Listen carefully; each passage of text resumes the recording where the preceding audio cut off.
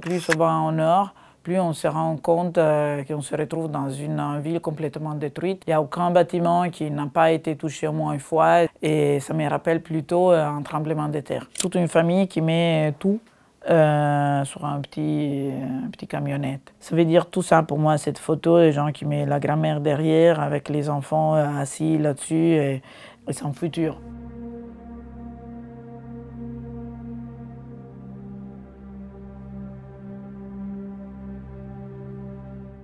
C'est effrayant la quantité de destruction et surtout des matériels détruits qui restent là. C'est un peu figé et les gens sont tout autour de ces destructions-là.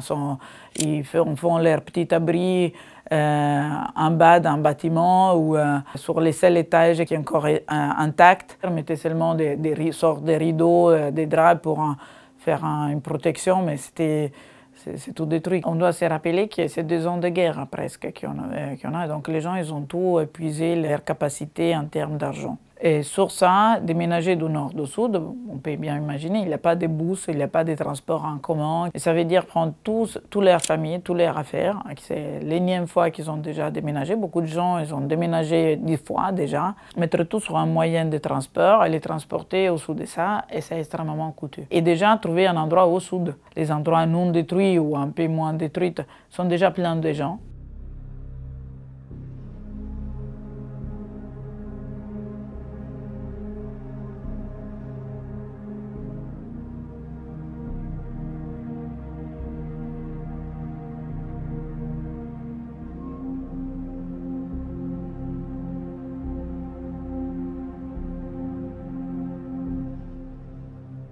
Au mois de juillet, on a vu 13 000, un peu plus que 13 000 blessés de guerre notifiés. Il y avait des groupes de personnes qui essayaient d'aller récupérer à manger, des sacs de farine, des riz, sur lesquels ils tiraient.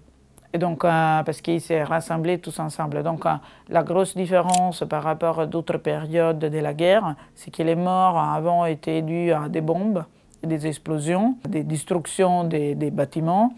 Et là, c'était vraiment des attaques sur des groupes de personnes sur la route. Et on les voit sur les patients, vraiment des jambes complètement détruites, des os complètement détruits. Ils ont tiré sur les jambes des gens. Ils ont tous les jambes cassées complètement et infectées.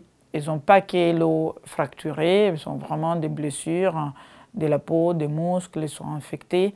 Et ça prend du temps à guérir. Et pour eux aussi, ça veut dire un handicap. Et on parle souvent, pour moi c'est important de les rappeler, des jeunes. Donc c'était les jeunes qui, pour sauver la famille, a essayé de récupérer un sac de farine ou de riz. C'est les jeunes qui sont le futur pour cette communauté, qui sont les blessés, qui ne vont pas avoir une capacité de porter un apport et un soutien économique à la famille.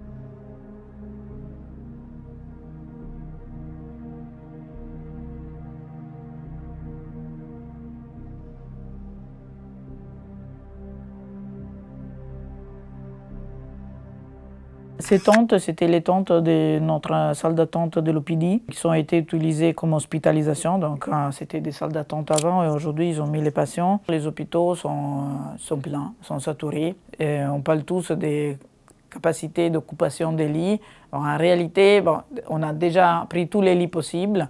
Les patients, surtout, c'est pour ça qu'on est retourné à l'hôpital Nasser, mais c'était partout dans les couloirs, dans leurs matelas par terre. Et on continue d'ajouter des tentes dans les parkings où il y a de la place. Il y a des gens qui travaillent depuis 10 ans avec nous, donc c'est des gens avec une longue historique. Et même avec, donc on sait bien que la guerre à Gaza, c'est pas que les derniers 2 ans, mais normalement, ils ne voulaient pas partir. Et là, la plupart, malheureusement, c'est clair, il n'y a pas un futur à Gaza. Les enfants, c'est 2 ans qu'ils ne vont pas à l'école. Et donc, c'est normal, mais c'est aussi touchant que tout le monde dit sans souci, oui, si je peux, demain, je vais sortir.